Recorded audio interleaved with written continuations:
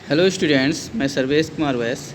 हम सभी आज क्लास 9th के इंग्लिश रीडर के चैप्टर नंबर 4 ए ट्रूली ब्यूटीफुल माइंड का अध्ययन करेंगे। ट्रूली मतलब होता है सच्चा, ब्यूटीफुल मतलब सुंदर, माइंड मतलब मस्तिष्क। एक सच्चे सुंदर मस्तिष्क वाला व्यक्ति। यहाँ पर किसकी बात कही जा रही है? ये अल्बर्ट आइंस्टीन की कहानी के विषय में ये कहानी है। यहाँ पर हम टेक्स्ट बुक पढ़ने से पहले उनके विषय में कुछ और जानकारी देखते हैं। जैसे यहाँ पर दिया है, who do you think of? आप किसके विषय में सोचते हैं? When you here the word genius, जब आप जीनियस शब्द सुनते हैं तो आप किसके विषय में सोचते हैं? Who is a genius? Genius कौन था? What qualities do you think A genius has? कौन सी क्वालिटीज़ उसके अंदर होती हैं एक जीनियस के अंतर्गत? तो कहते हैं वी शैल नाउ रीड, अब हम पढ़ेंगे about a young German civil servant.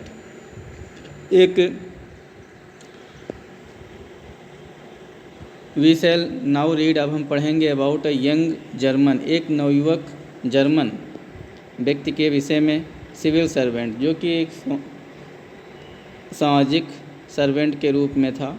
Who took the world by storm about 100 years ago. In the summer of 1905, the 26-year-old published in a quick succession 4 groundbreaking papers. कहते हैं कि in the summer of 1905, 1905 की गर्मियों में, the 26 years old, 26 वर्ष का व्यक्ति, published in quick succession, बहुत ही सफलता के साथ पब्लिश्ड हुए क्या? 4 groundbreaking papers. Groundbreaking papers मतलब अभूतपूर्व पेपर्स का प्रकाशन हुआ, 4 अभूतपूर्व। अबाउट लाइट, किसके विषय में? लाइट के विषय में। द मोशन ऑफ पार्टिकल्स, गतिशील कुछ पार्टिकल्स वस्तुओं के विषय में। The electrodynamics of moving bodies, चलते हुए शरीर की इलेक्ट्रोडायनामिक्स मतलब होता है बिजली की गतिविज्ञान के रूप में। एंड एनर्जी, और शक्ति। His work took up only a few pages in scientific journals.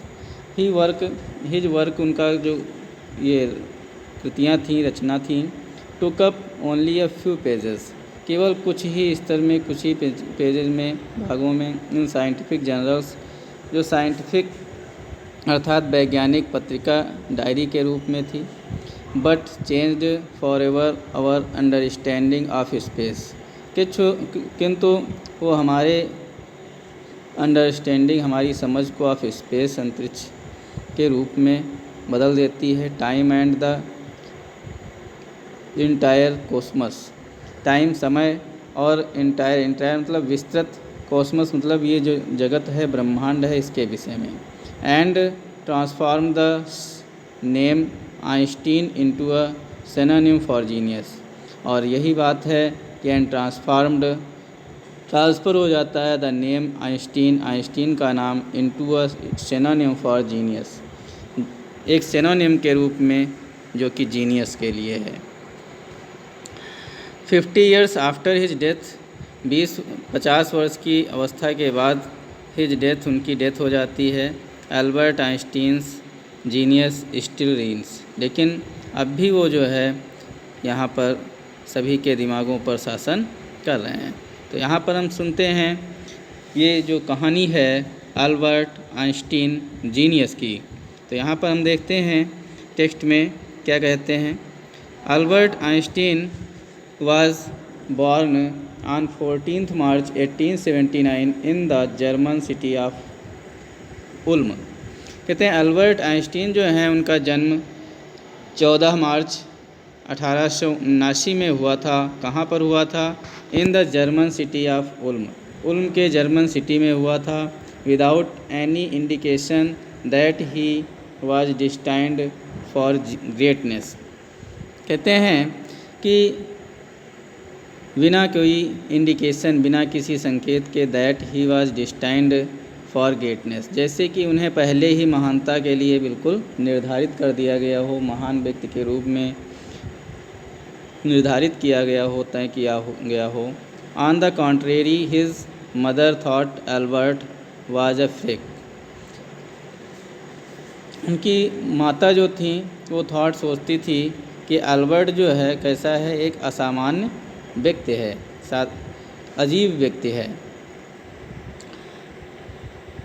To her, उनके लिए, his head seemed much too large.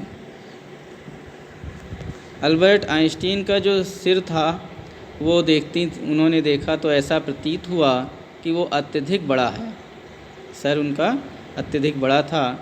Eight the age of 2.5 Einstein still wasn't talking. देखते हैं एट द एज ऑफ 2.5, लगभग उनकी as लगभग 2.5 वर्ष की हो गई थी। 2.5 वर्ष तक वो आइंस्टीन जो थे स्टिल वाज नॉट टॉकिंग, मतलब वो 2.5 वर्ष के हो गए थे लेकिन अभी उन्होंने बोलना शुरू नहीं किया था, वो बात नहीं करते थे, कुछ भी बोलते नहीं थे।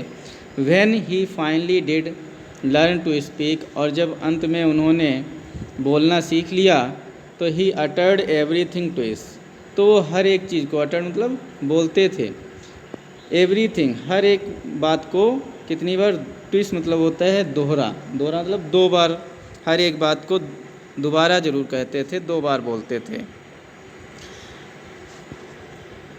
जैसे कभी कभी कोई कहता है पानी पानी, तो ये बार बार उनकी कहने की आदत थी।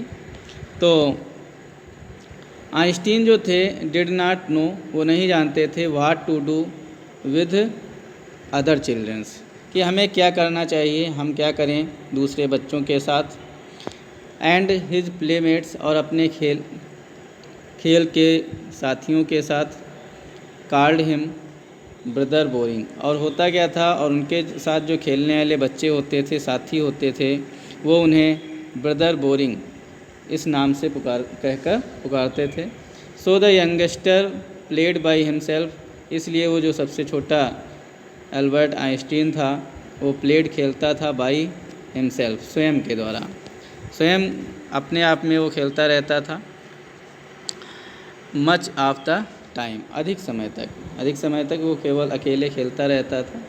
ही स्पेशली लव्ड मैकेनिकल टॉयज़, वो स्पेशली प्रायः अधिकतः लव्ड पसंद करता था मैकेनिकल मतलब तकनीकी आधार पर रचित टॉयज़, खिलौनों को, वो उन्हीं के साथ खेलता रहता था। Looking at his new born sister, देखते हुए at his new born sister, अपनी नई जन्मी हुई सिस्टर को, बहन को, जिसका नाम माज़र रखा गया, माजा।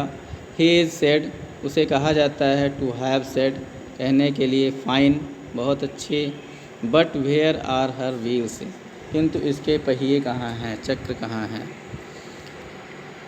अ headmaster once told his father, एक बार की बात है कि a head master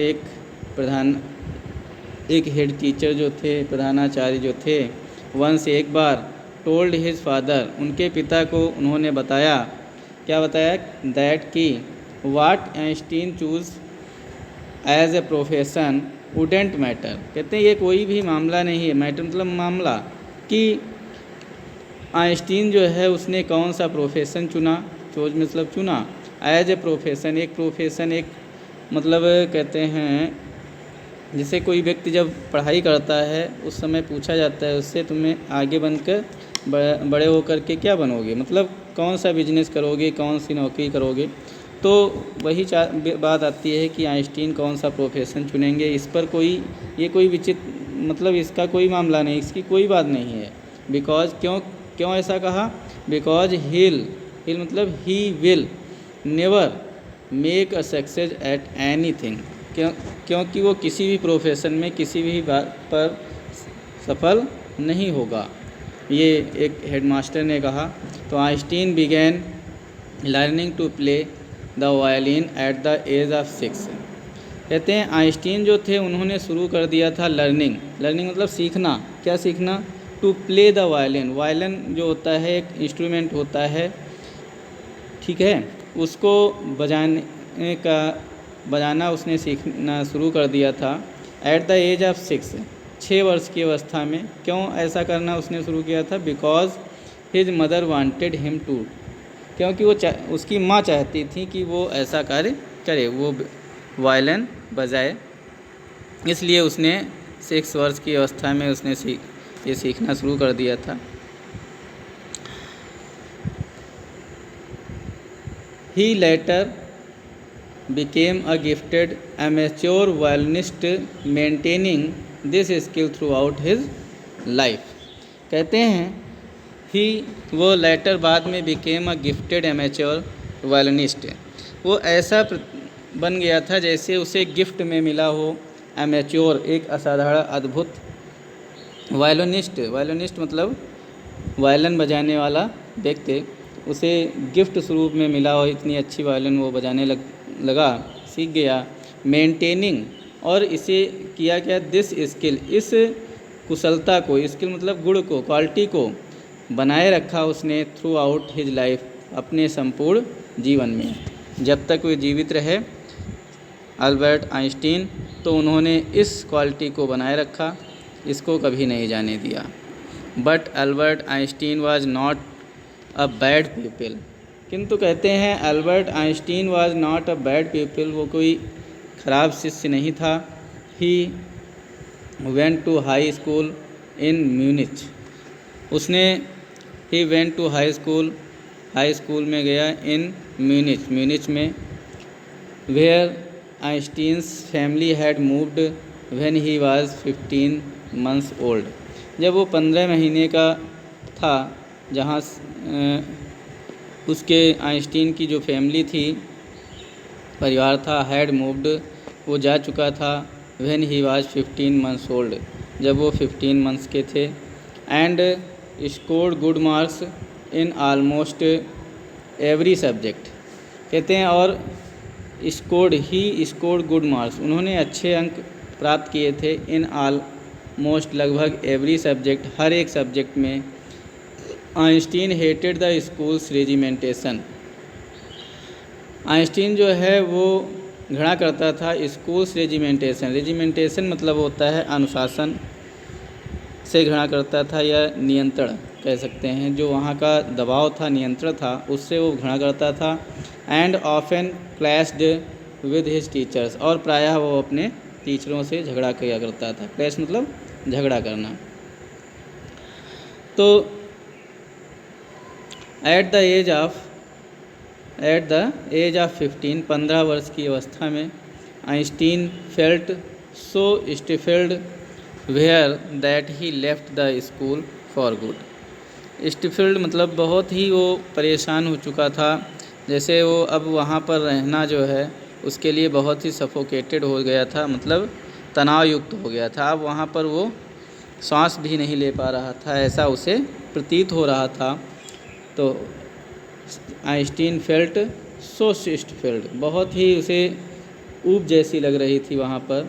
there that he left the school for good, इसलिए वो अपनी भलाई के लिए उस स्कूल को उसने छोड़ दिया। और हुआ क्या?